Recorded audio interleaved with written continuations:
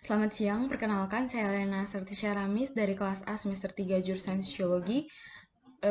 Pada hari ini saya membuat video untuk ujian akhir semester dari mata kuliah Teori Sosiologi Modern. Di sini saya akan membahas mengenai teori paradigma teori sosiologi. Paradigma merupakan sebuah cara pandang dalam melihat persoalan atau fenomena sosial, dan istilah awal paradigma diperkenalkan oleh Thomas Kuhn dalam karyanya The Structures of Scientific Revolution. Paradigma merupakan suatu cara pandang pokok mengenai persoalan yang dipelajari oleh ilmu pengetahuan.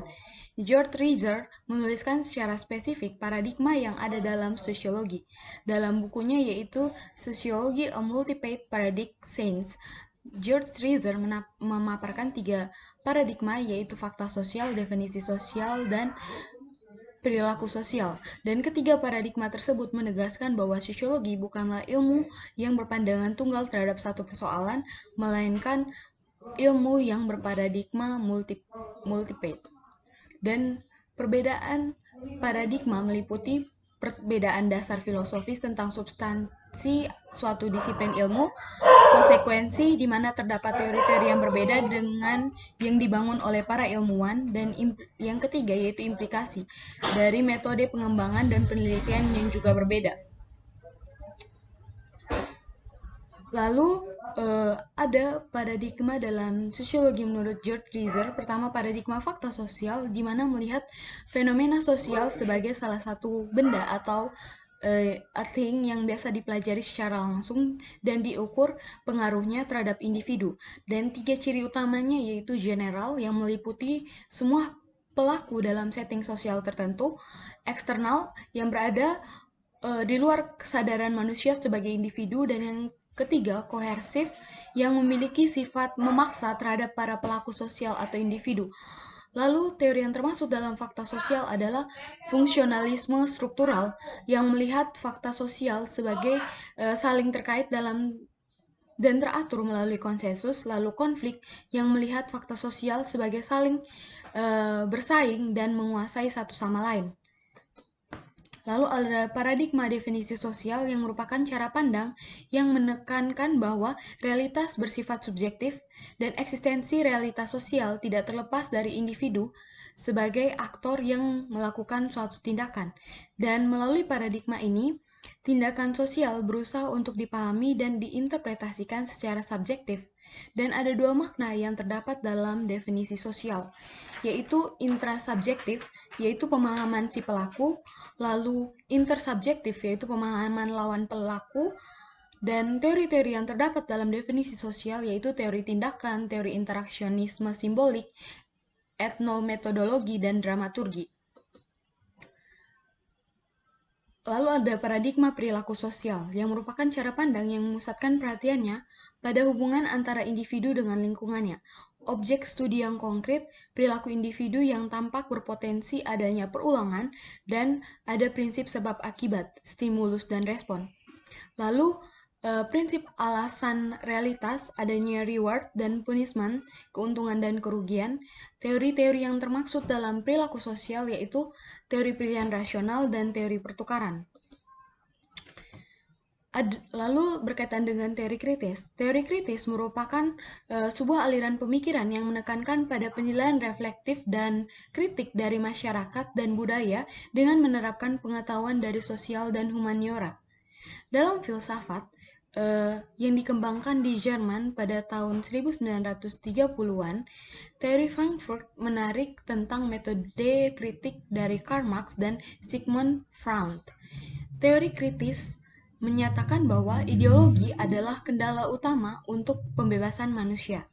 Teori kritis pertama kali didefinisikan oleh Max Horkheimer dari Sosiologi Frankfurt School dalam esainya pada tahun 1937, teori tradisional dan teori kritis. Teori kritis adalah teori sosial yang berorientasi pada mengkritik dan mengubah masyarakat secara keseluruhan, berbeda dengan teori tradisional yang berorientasi hanya untuk memahami dan menjelaskan suatu hal. Lalu berbagai kritik teori kritis, yaitu kritik terhadap positivisme, kritik terhadap sosiologi, kritik terhadap masyarakat modern, kritik terhadap budaya, dan kritik terhadap industri pengetahuan. Lalu berikutnya mengenai teori posmo. Sebelum di bidang sosiologi, istilah postmodern sudah lama dipakai di dunia lain, misalnya seni dan arsitektur, serta mempengaruhi banyak sekali bidang pemikiran termasuk filsafat. Postmodernisme merupakan produk kultur yang dipandang sangat berbeda dengan produk kultur modern, dan pandangan lain melihat bahwa produk-produk baru ini telah menggeser produk kultur lama. Pada hakikatnya, mulai dari era sosiologi klasik, sosiologi dikembangkan untuk menerangkan dan mengarahkan masyarakat modern. Ia berupaya menjelaskan dunia modern, yaitu dunia Eropa dan dunia Barat, yang muncul karena kapitalisme industri, dengan munculnya bentuk masyarakat baru yang disebut dengan masyarakat postmodernisme, maka ilmu sosiologi mesti mengikuti dengan memberikan penjelasan-penjelasan baru. Dan menurut Turner, postmodern menggunakan dua tema, yakni sosiologi kritik sebagai sebuah ilmu dan robohnya modernitas sebagai simbol kultur yang merubah organisasi sosial dan relasi individu dengan dunia sosial. Dan postmodern menyerang keyakinan modernitas terhadap ilmu. Kritiknya berkenaan dengan pengetahuan manusia berkaitan dengan tiga hal, yaitu pertama, masalah representasi, apakah bahasa mampu membantu pemahaman kita tentang realitas. Yang kedua, masalah kekuasaan dan vested interests, karena terbukti ilmu tak berkembang secara netral, dan karena itu ilmu mesti dipahami dalam konteks kultur. Dan yang ketiga, masalah kontinuitas, karena ada diskontinuitas dalam pengetahuan. Dan menurut Turner, teori sosiologi tentang postmodernisme dapat dipilah menjadi dua, yakni yang lebih melihat dari akibat perubahan berbagai aspek ekonomi, dan satu lagi dari sisi kultur. Berbeda dengan ini, Rizard melabeli dengan yang moderat dan radikal. Frederick Jameson yang melihat dari perubahan struktur ekonomi digolongkan sebagai moderat, sedangkan yang radikal adalah Jane Baudrillard yang di dalam Turner digolongkan sebagai teoritis kultur. Frederick Jameson melihat masih ada kontinuitas antara modernitas dengan postmodernitas dan ada persambungan antara keduanya. Dunia kapitalisme saat ini memasuki masa akhirnya, meskipun memang telah menumbuhkan logika kultur baru, yakni postmodernisme. Meskipun kulturnya berubah, namun struktur ekonomi yang terjadi masih dengan pola basis yang lama, dan ia melihat sekaligus sisi positif dan negatif dari postmodernisme. Lalu ada teori wacana. Wacana adalah suatu komunikasi kebahasaan yang terkait dengan pertukaran pembicara dan pendengar, dan hal-hal ini menjadi hubungan dalam kesatuan bahasa. Pertama, unsur abstrak yang memberikan pada pengajaran bahasa dan peraturan pada saat bekerja. Dan kedua, ada unsur komunikasi bahasa saat berkomunikasi dinamakan sebagai wacana. Dan sebagai teori murni, wacana adalah teori yang berkenaan dengan cara pandang tentang wacana. Definisi nominal memandang bahwa wacana adalah struktur cerita bermakna atau sebuah bentuk sajian yang membuat satu atau lebih gagasan dengan menggunakan bahasa verbal ataupun bahasa non-verbal. Lalu, definisi kerja memandang bahwa wacana adalah penggunaan bahasa untuk realitas. Lalu yang berikut yaitu media.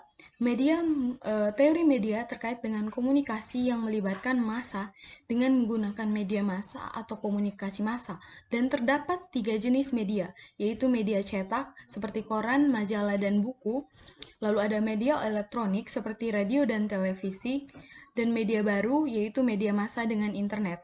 Terdapat 2 konsep media, yaitu konsep media klasik dan konsep media dalam tataran baru. Di sini pada konsep media klasik, khalayak konsumen tak berdaya atau kekuatan media massa dan informasinya bersifat satu arah, dan pada konsep media dan dalam tataran baru terjadi perkembangan teknologi informasi sehingga melahirkan media baru yang dapat terkoneksi dengan jaringan internet dan sifat medianya bisa dua arah atau timbal balik. Lalu, tetapi mengalami delay effect atau efek yang tertunda, dan konsep media pada tataran baru mengaburkan konsep komunikasi masa klasik yang bersifat searah, dan teori-teori kritis pada media, seperti Marxian klasik, dan di sini media dipandang sebagai alat bantu kasus yang dominan dan sebagai cara untuk para kaum kapitalis menunjukkan ketertarikan mereka dalam menghasilkan keuntungan, dan media menyebarkan ideologi dari golongan yang berkuasa dan menindas golongan tertentu yang dianggap lemah. Lalu ada teori ekonomi politik media, dan dalam teori ini, isi media merupakan komoditas yang bisa dijual dan dipasarkan dengan adanya pertimbangan ekonomi. Dan informasi yang disebar tersebut diatur oleh apa yang diminati pasar. Adanya teori ini menjadikan program tertentu pada media tertentu lebih dominan. Dan ada acara yang kurang diminati terpinggirkan. Seharusnya media tidak boleh seperti itu karena pemilik frekuensi siaran adalah masyarakat yang mana harus digunakan sebesar-besarnya untuk kepentingan rakyat dan bukan untuk menghasilkan keuntungan bagi golongan tertentu. Lalu ada teori postkolonial. Di sini teori postkolonial berkaitan dengan konsep utamanya, yaitu persoalan relasi yang berbentuk dominasi subordinasi, dan relasi terjadi mulai dari level makro hingga level makro hingga mikro, dan mulai dari antar negara sampai antar level masyarakat, dan bahkan sampai antar jenis kelamin. Teori postkolonial merupakan teori kritis sebagai salah satu bentuk dari kelompok teori-teori postmodern. Postkolonial menunjukkan bahwa ada yang disebut sebagai dunia ketiga, tidaklah seragam, ada heterogenitas baik karena wilayah, manusianya, dan kulturnya, dan ia juga menunjukkan bahwa ada resistensi tertentu dari timur kepada barat. Dan salah satu bentuk yang sangat terkenal adalah apa yang disebut dengan subaltern oleh Spivak, dan intinya postkolonial menyediakan kerangka untuk mendestabilisasi bahwa ada asumsi tersembunyi, inherent assumptions, yang melekat dalam pemikiran barat yang selama ini selalu mengklaim diri sebagai kebenaran tertinggi dan juga universal. Teori postkolonial dikembangkan secara crowded dengan mengangkat berbagai bukti real hasil kolonialisme baik secara fisik, politis, maupun kultur. Baik, sekian video dari saya. Maaf jika terdapat kesalahan dan kekurangan. Terima kasih.